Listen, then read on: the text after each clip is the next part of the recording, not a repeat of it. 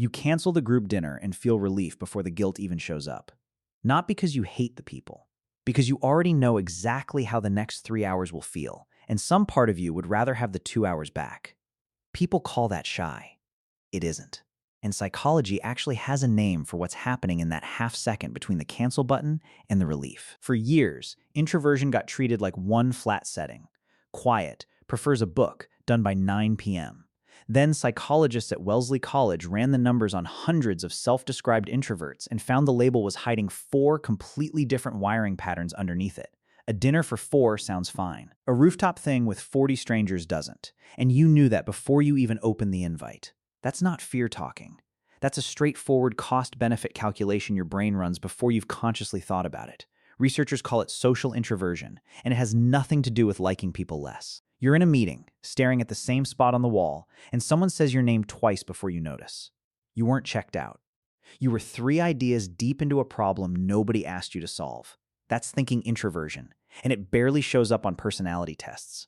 From the outside, it just looks like extroversion with the volume turned down. It's midnight, and you're replaying one sentence you said at 2 p.m., turning it over for the 40th time. That's not solitude preference. Researchers are clear that's closer to social anxiety wearing an introvert's costume. Anxious introversion, and it's the one type that actually costs you something. Your friend takes 3 days to answer a text, and then sends 4 paragraphs like no time passed at all. That's not disinterest. Restrained introverts just need a run-up before they engage. Slow to start, not slow to care. Hold on to that last one for a second, because everything you just read is about to get flipped. A 2022 study published in PLOS One tracked people's actual solitude across a full week, not just a survey about their personality. Real days, real behavior. Here's the flip. Introversion itself barely predicted whether people enjoyed their alone time or found it draining. What predicted it was something else entirely, a trait researchers call dispositional autonomy. Basically, whether you chose the solitude yourself, on your own terms, or whether you ended up there because showing up somewhere else felt like too much friction. Read that again, because it flips the whole premise. You might not be introverted in the classic sense at all.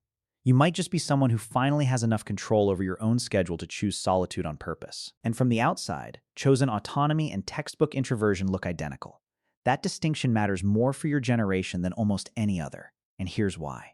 Millennials report the second highest loneliness rate of any living generation, 65%, just behind Gen Z. Separate research puts the number even more starkly. Roughly 27% of millennials say they don't have a single close friend. Not enough friends. None.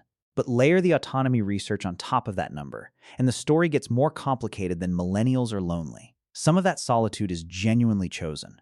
Remote work, fewer forced social obligations, more control over a calendar than any generation before had. Some of it is the other kind entirely. Friendship quietly eroding, because nobody built new systems to replace the ones that used to happen automatically.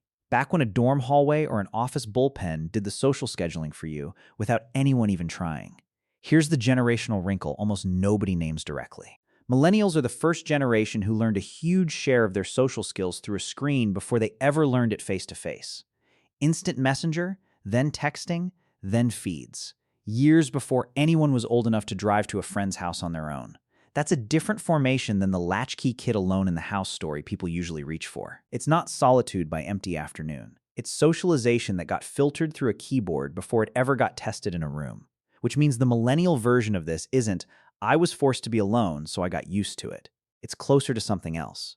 You built real relationships through a medium that made distance comfortable. Now, as an adult with a full calendar and actual choices, comfortable distance is the default you keep reaching for, whether or not it's actually what you want that particular Tuesday. So which one are you? There's the guy who canceled dinner because 4 hours alone with a book is genuinely the better use of the evening. And there's the guy who canceled because the group chat felt like one more obligation in an already full week. He calls that peace, because introvert is a more comfortable word than avoiding. Neither answer makes you broken, but only one of them is actually autonomy. The other is just friction wearing autonomy's jacket, and only you know which one was doing the driving the last time you hit cancel. If you know your type from the 4 up top, drop it in the comments. Social, thinking, anxious, or restrained. And if you've got a friend who cancels on everything and calls it introversion, send them this one.